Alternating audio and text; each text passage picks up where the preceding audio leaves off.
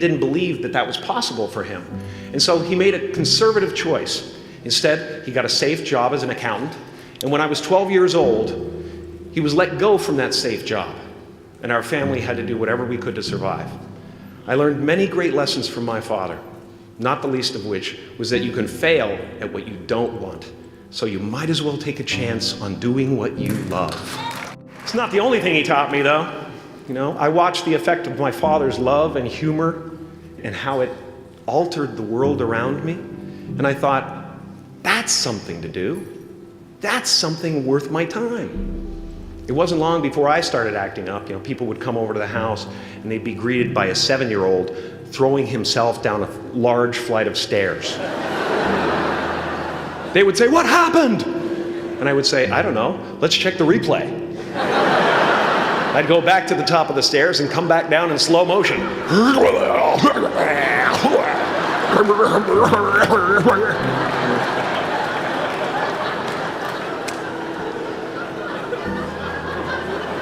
It was a very strange household. My father used to brag that I wasn't a ham, I was the whole pig. And he treated my talent as if it was his second chance. When I was about 28, after a decade as a professional comedian, I realized one night in LA that the purpose of my life had always been to free people from concern, just like my dad. And when I realized this, I dubbed my new devotion the Church of Freedom from Concern. The Church of FFC.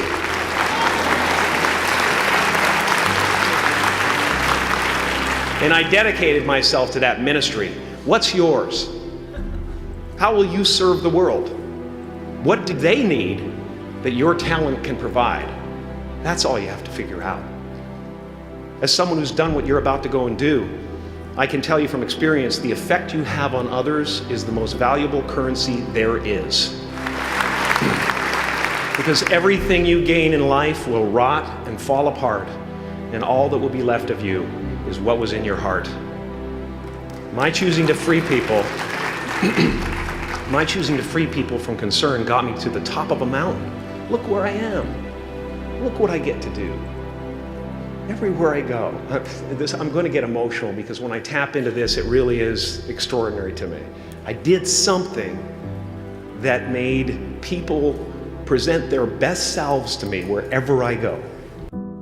I've often said that I wished people could realize all their dreams and wealth and fame, and so that they could see that it's not where you're going to find your sense of completion.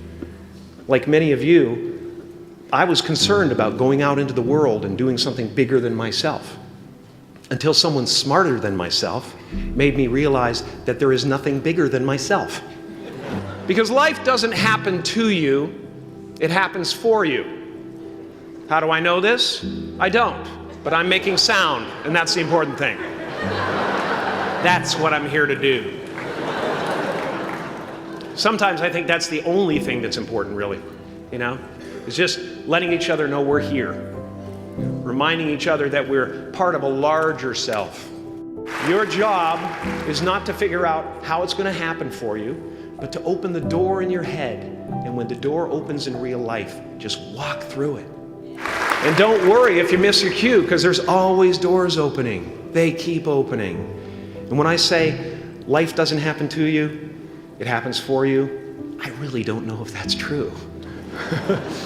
I'm just making a conscious choice to perceive challenges as something beneficial so that I can deal with them in the most productive way.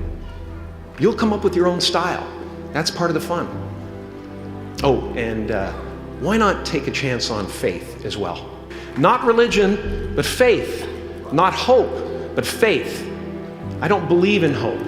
Hope is a beggar. Hope walks through the fire, and faith leaps over it.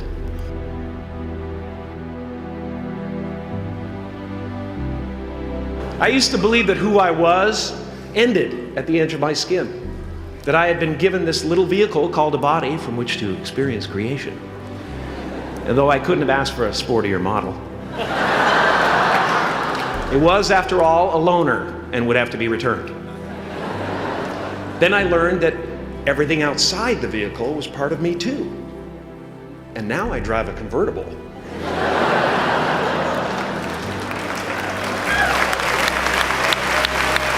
Yeah, man.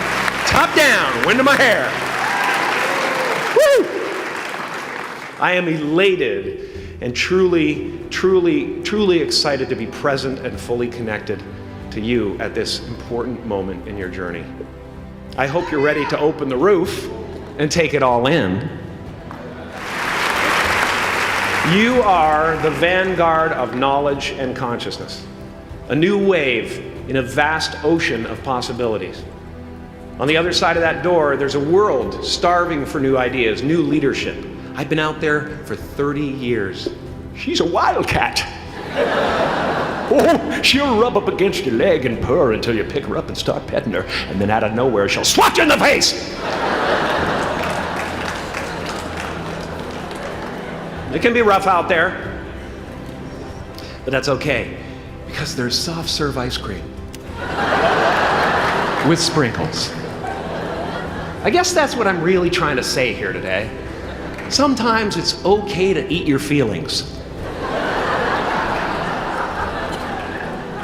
Now, fear is going to be a player in your life, but you get to decide how much. You can spend your whole life imagining ghosts, worrying about the pathway to the future, but all there will ever be is what's happening here, and the decisions we make in this moment, which are based in either love or fear. So many of us choose our path out of fear disguised as practicality. What we really want seems impossibly out of reach and ridiculous to expect, so we never dare to ask the universe for it. I'm saying I'm the proof that you can ask the universe for it. Please.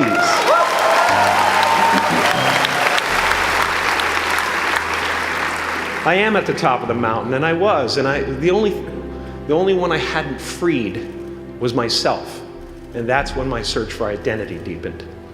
I wondered who I'd be without my fame. Who would I be if I said things that people didn't want to hear? Or if I defied their expectations of me? And that peace that we're after lies somewhere beyond personality, beyond the perception of others, beyond invention and disguise, even beyond effort itself. You can join the game, fight the wars, play with form all you want, but to find real peace, you have to let the armor go. Your need for acceptance can make you invisible in this world. Don't let anything stand in the way of the light that shines through this form. Risk being seen in all of your glory. My soul is not contained within the limits of my body. My body is contained within the limitlessness of my soul. Now I'm always at the beginning. I have a reset button, and I ride that button constantly. Once that button is functioning in your life, there's no story that the mind could create that will be as compelling. The imagination is always manufacturing scenarios, both good and bad, and the ego tries to keep you trapped in the multiplex of the mind.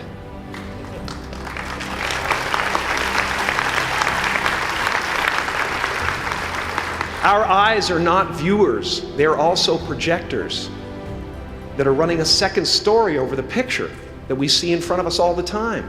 Fear is writing that script, and the working title is, I'll Never Be Enough. I had a substitute teacher from Ireland in the 2nd grade that told my class during morning prayer that when she wants something, anything at all, she prays for it and promises something in return, and she always gets what she wants. Well, I'm sitting at the back of the classroom, thinking, wow, my family can't afford a bike, So I went home and I prayed for one. And I promised I would recite the rosary every night in exchange. Broke that promise. But 2 weeks later, I got home from school to find a brand new Mustang bike with a banana seat and Easy Rider handlebars. Yeah. From fool to cool. My family informed me that I had won the bike in a raffle that a friend of mine had entered my name in without my knowledge whatsoever. So that type of thing has been happening to me ever since. And as far as I can tell, it's just about letting the universe know what you want and working toward it while letting go of how it comes to pass. No matter what you gain, ego will not let you rest. It will tell you that you cannot stop until you've left an indelible mark on the earth, until you've achieved immortality. How tricky is this ego that it would tempt us with the promise of something we already possess? Relax and dream up a good life.